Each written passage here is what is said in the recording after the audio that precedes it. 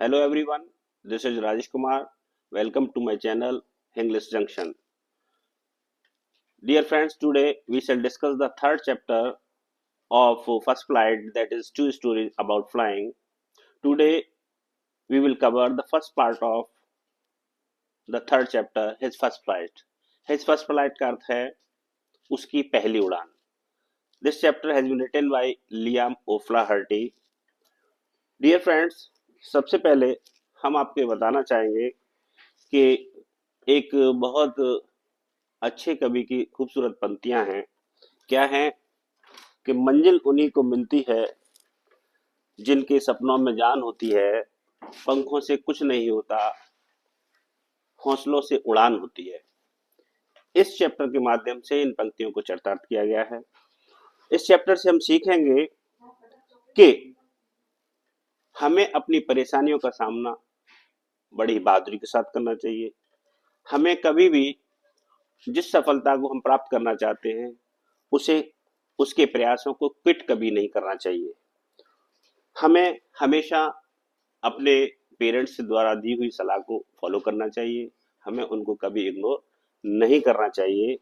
हम आजकल देखते हैं कि मॉडर्न जमाने में पेरेंट्स अपने बच्चे को जो 10th क्लास में पढ़ रहा है उसको नीचे सड़क पर चॉकलेट लेने तक नहीं जाने देते. उन्हें ऐसा लगता है कहीं ऐसा ना हो इसके साथ कोई दुर्घटना घटित हो जाए. चाहिए उनको क्या, उन्हें जिन सड़कों पर उसको हमेशा आजीवन चलना है उन पर उनको चलना सिखाना चाहिए. हम इस चैप्टर के माध्यम से देखें किस प्रकार से एक पेरेंट्स अपने बच्चे को उड़ना सिखाते हैं. First of all, I would like you to share and subscribe my channel so that you may keep on receiving the notification of my latest videos. Let us begin. सबसे पहले लेखक के बारे में आपको बताते हैं, लियाम ओफ्लाहर्टी के बारे में. Liam O'Flaherty was an Irish novelist, prose writer, short story writer, and one of the foremost socialist writer in the first part of 20th century. He wrote about the common people's experience. Liam O'Flaherty Ireland के एक novelist थे, pros writer थे, लघु कथाओं के लेखक थे और 20वीं शताब्दी के सबसे महत्वपूर्ण समाजवादी लेखक थे. उन्होंने जो आम जनमानस है उनके अनुभव पर आधारित प्रोज या नोवेल्स को लिखा है. Now I would like to brief the chapter. This is a story of young seagull. यह कहानी एक छोटे सीगल की है, जो बालक है, जो अभी अभी अन्नों से बाहर निकला है. He is afraid of flying. उसे उड़ने से डर लगता है. His siblings have already learned how to fly by imitating their parents. Sibling का मतलब होता है उसके भाई बहन पहले ही अपने पेरेंट्स की कॉपी करके, नकल कर करके उड़ना सीख कर वहां से उड़कर जा चुके हैं. He felt sure that if he tried to fly he would fall into the sea. वो अपने आप को आश्वस्त समझ लेता है इस बात से कि यदि उसने उड़ने का प्रयास किया तो वो निश्चित रूप से समुद्र में समा जाएगा, गिर जाएगा. His parents threatened him that he would starve on the लेज. उसके माता पिता उसको धमकी देते हैं कि उसे वो इसी चट्टान पर भूखा मरने के लिए छोड़ देंगे. But the seagull was too afraid to move. लेकिन वो इतना भयभीत है कि वहां से उड़ने के लिए तैयार नहीं होता है. Now the text begin from here. The young seagull was alone on the ledge. जो युवा सीगल है, जो बालक सीगल है, वो अकेला है चट्टान पर. His two brothers and his sister had already phloem away the day before. उसके जो दो भाई और एक बहन है पहले ही उस चट्टान से उड़कर जा चुके हैं. He had been afraid to fly with them. उसे उनके साथ उड़ने में डर लगा हुआ था. somehow when he had taken a little run forward to the brink of the ledge. किसी प्रकार से जैसे तैसे उसने प्रयास किया लेज के किनारे तक आने का, चट्टान के किनारे तक आने का. And attempted to flap his wings he became afraid. और जैसे उसने प्रयास किया अपने पंखों को फड़फड़ाने का, उड़ने के लिए, उसको डर लग गया. The great expanse of sea stretched down beneath. उसके नीचे समुद्र का विस्तार था. And it was such a long way down, miles down. और ये बहुत मीलों मीलों लंबा था. He felt certain that his wings would never support him, so he bent his head and ran away back to the little hole under the ledge where he slept at night. वह आश्वस्त हो चुका था, निश्चित हो चुका था, उसने ऐसा महसूस कर लिया था कि उसके पंख उसको सपोर्ट नहीं कर रहे, उड़ने में उसकी मदद नहीं करेंगे, इसलिए उसने अपना सर झुकाया और वापस जो चट्टान में एक छोटा सा छेद था उसमें वापस चला गया, where he slept at night, जहां पर वो पूरी रात सोया था। Even when each of his brothers and his little sister, whose wings were far shorter than his own, ran to the brink, flapped their wings, and flew away, he failed to muster up courage to take up that plunge which appeared to him so desperate.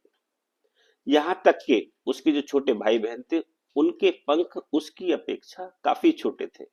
वो भी किनारों तक आए, उन्होंने अपने पंखों को फड़फड़ाया और वहां से उड़कर चले गए, लेकिन वो छोटा सीगल साहस नहीं जुटा पाया वहां से डाइव करने का, कूदने का, जो उसके लिए काफी निराशाजनक था, जो उसे काफी निराशाजनक प्रतीत हो रहा था।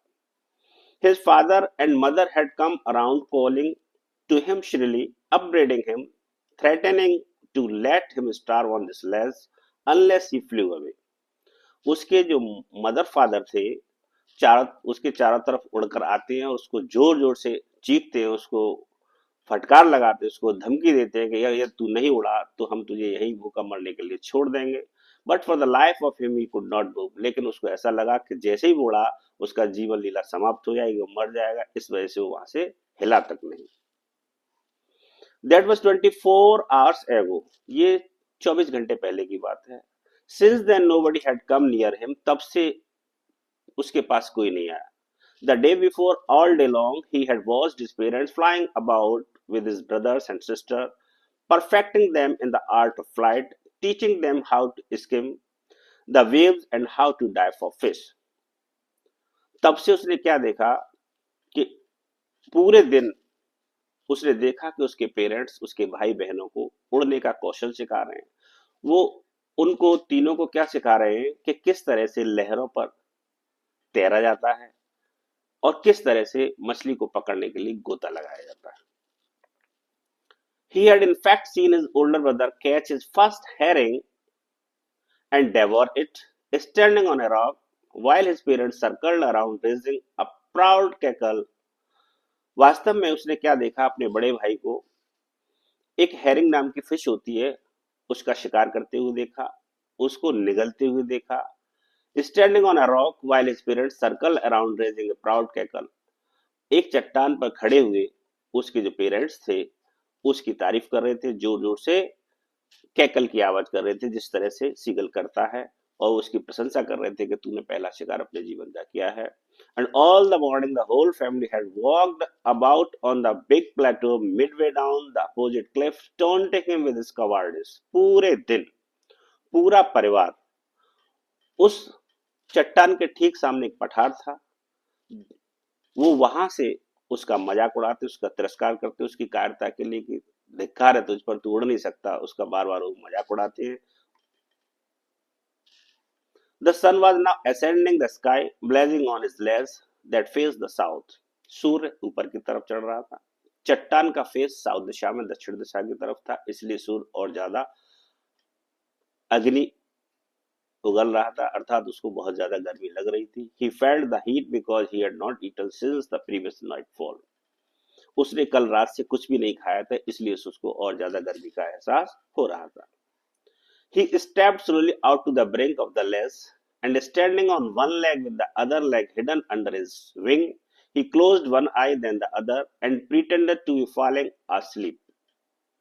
उसने धीरे धीरे कदमों को बाहर निकाला, चट्टान के किनारे तक आया, एक पैर को पर वो खड़ा हो गया, दूसरा पैर उसने पंख से छिपा लिया, उसने एक आंख बंद कर ली और उसके बाद दूसरी भी बंद कर ली।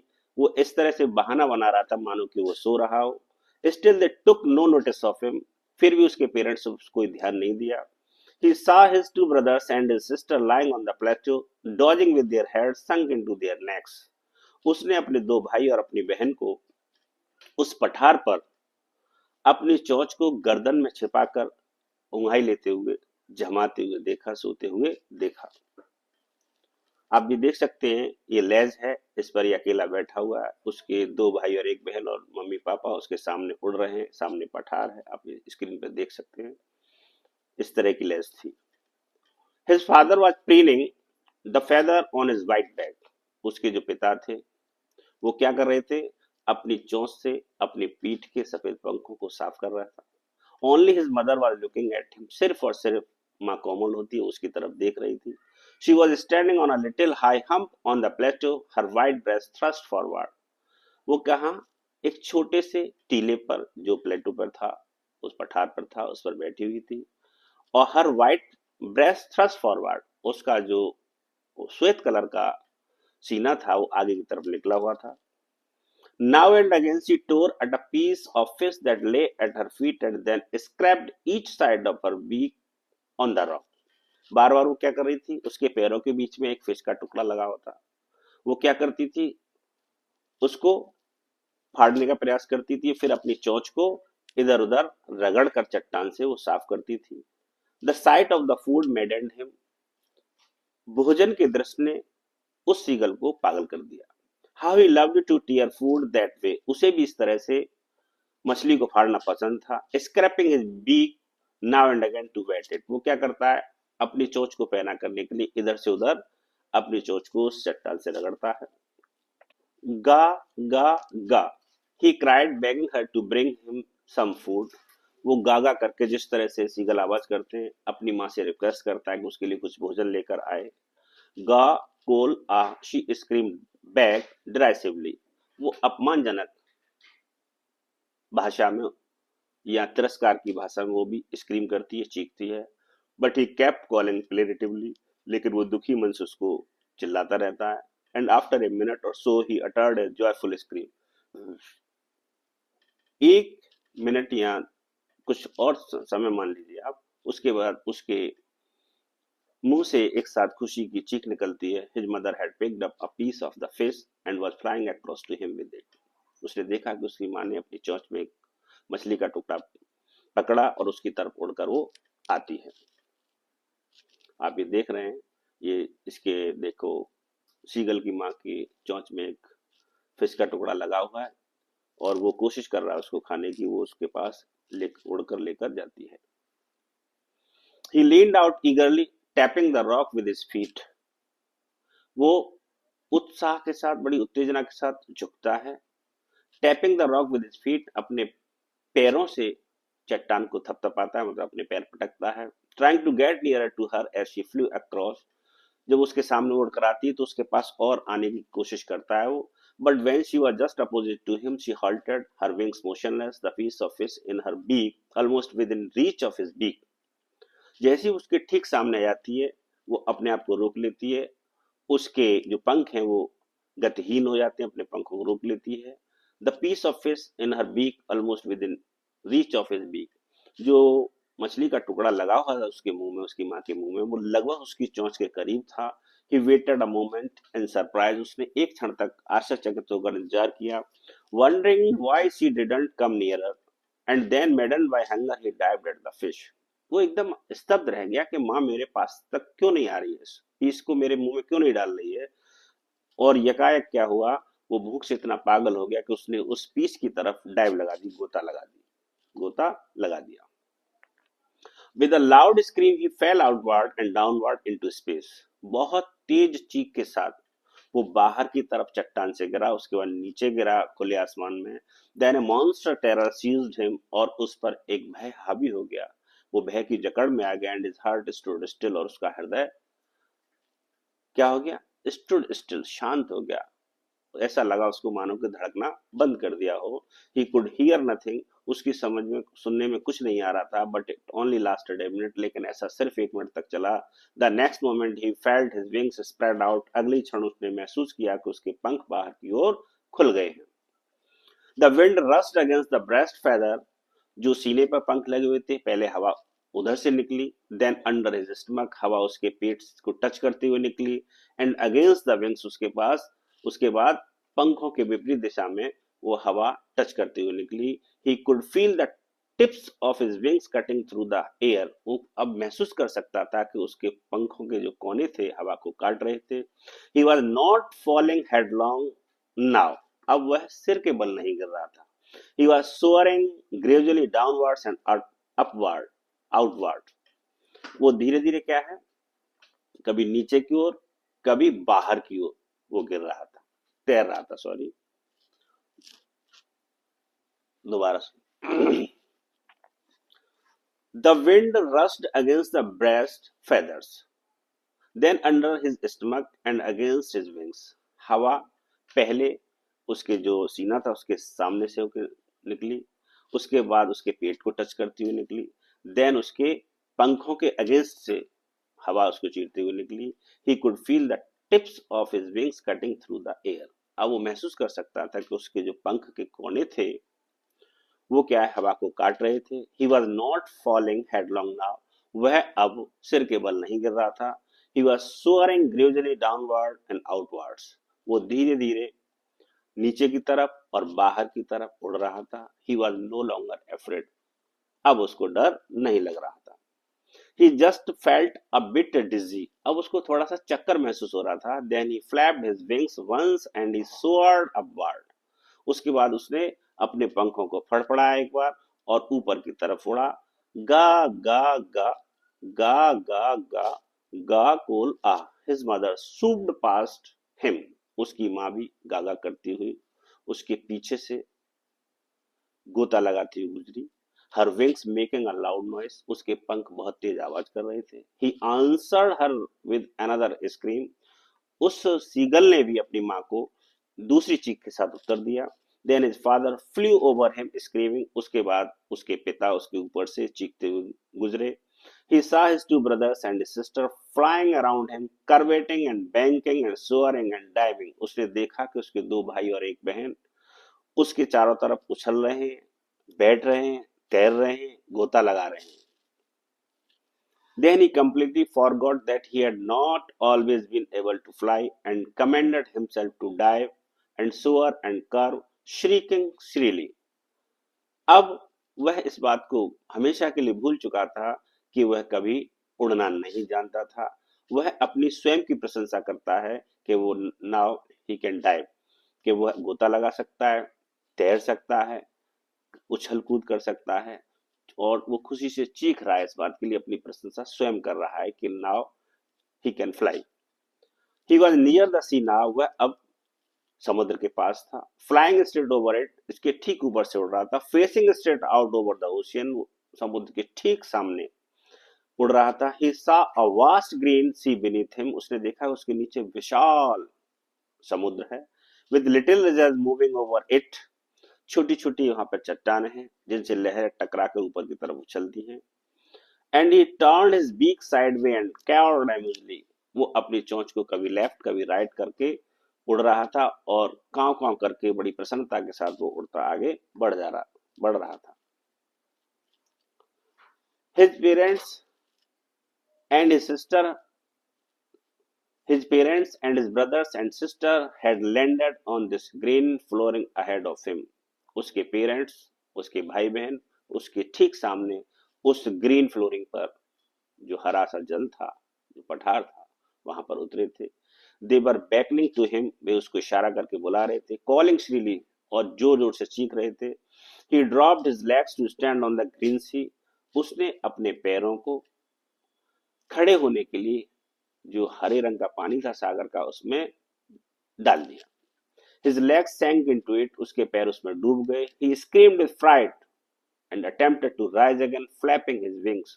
वह भय से एकदम चिल्लाया और वापस पुनः उठने का प्रयास किया पंखों को फड़फड़ाते हुए. But he was tired and weak with hunger and he could not rise. लेकिन वो थका हुआ था, भूख से कमजोर हो गया था, इसलिए वो उठ नहीं सका.